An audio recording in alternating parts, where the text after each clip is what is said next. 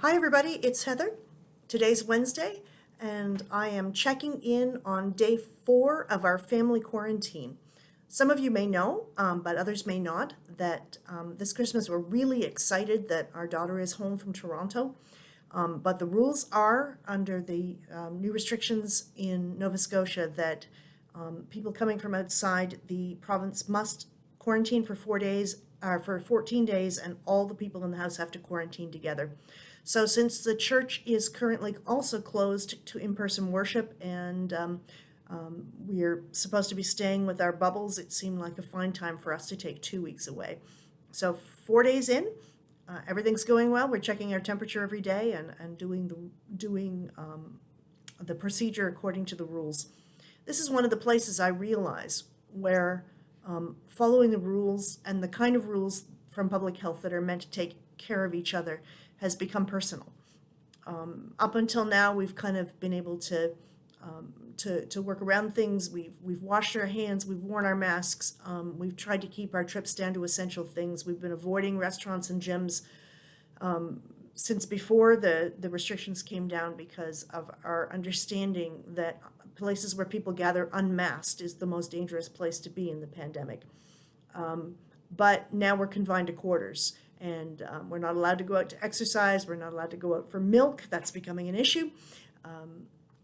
But we do have a little bit of family togetherness, which is a great gift. And because we have so many privileges, such as a house that we can do this, and the opportunity to pay for things like milk delivery, we're going to just thank God for this opportunity. And although there is a small risk that we might get ill, we're pretty confident that we're probably all going to be fine. So we'll be out of quarantine on Sunday the 20th, just in time for our church pageant, although it will all be recorded online before we get there. So we won't actually physically need to be in the building. And then we're just praying that maybe some of the restrictions between provinces are lowered before the end of the Christmas period, so that the grandparents in New Brunswick can also see our daughter while she's home from Toronto. In the meantime, I find myself doing all kinds of Christmas stuff. I've got my Christmas wall hanging up behind me. This has been the background of a lot of meetings I've done the last little while, Mary and Joseph and the baby. It just looks so great. I'm pointing my camera so that you can see it.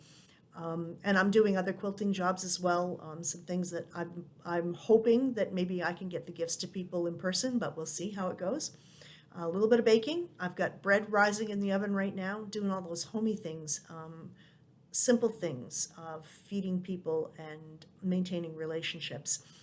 And so I just wanted to give you a little update as to where I was.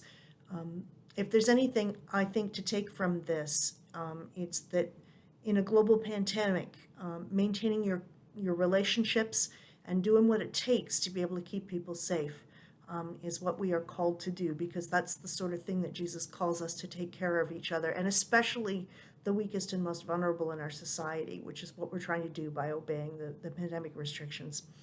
I hope you folks are all staying safe.